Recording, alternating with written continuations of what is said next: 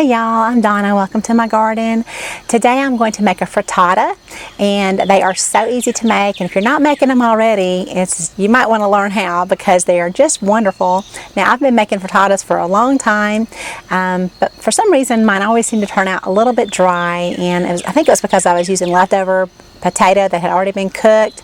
And recently I started making them differently, and I use just a raw potato, and then I'll go ahead and cook that. And so it's a fresh potato that I just grate down, and it makes it really soft and moist, and I think delicious. So my family agrees too. So we've been eating these for a while.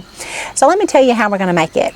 You can go ahead and gather up some herbs and vegetables from your garden. I've made frittatas with just about everything in my garden. Now this particular one, I'm going to use potatoes like I already said, and I'm going to use carrots and then some fresh herbs and some leftover meats that we had on Friday night.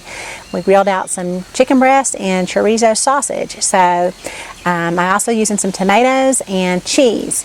So here's what we're going to do. I like to use a pan that I can put into the oven, and I also like for it to be non-stick. So go ahead and just prep your vegetables, everything that you're going to use except for the potato. I like to do that after I've prepped everything else. That way the potato doesn't start to turn and lose color. Okay, so go ahead and heat up about 1 teaspoon of oil in your skillet, and we'll do this on about medium-low heat, and then put your grated potato in there, and then we're just going to cook it for about 5 minutes.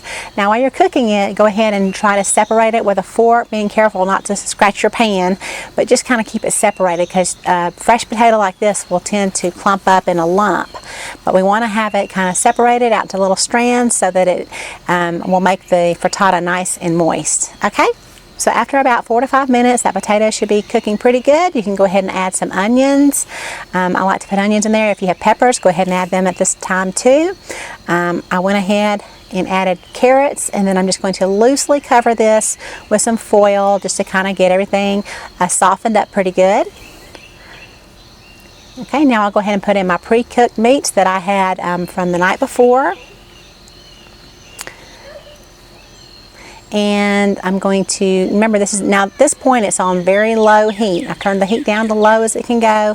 I'm adding my basil and then my egg. I want to go ahead and pour my egg in there. If you add your basil when it's too hot, it'll burn your basil. So just add that along with your egg.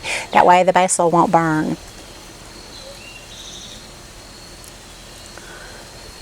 Okay, and once that's kind of set up a little bit, and then go ahead and put some tomatoes on top with a little bit of cheese, and I'm just using some bagged Monterey Jack cheese that I had. We were cooking at the river, and you guys know that whenever I'm out there I don't have a lot of things to cook with, but I always try to have a little bag of cheese tucked in the back of the refrigerator. So that's what I put on top of here. Cheddar would be great too.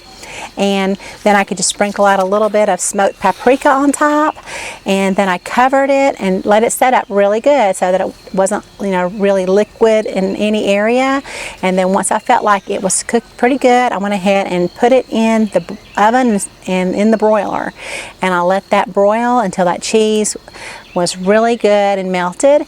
And at this point, if you want to brown your cheese, go ahead. Now I do not like a browned egg at all, and so sometimes I sacrifice not having my cheese browned just so I don't brown my egg, because it's hard, not to brown it. But that's up to you. If it doesn't bother you to have your egg a little bit brown and you really want that cheese to form a nice crust, go ahead and leave it in there a little bit longer, and then you will be done. Then you can go ahead and just serve it up with some fresh, I'm using chives, and then I also picked up a couple of nasturtiums out of the garden, and there you have it. So hopefully you guys can give this a try.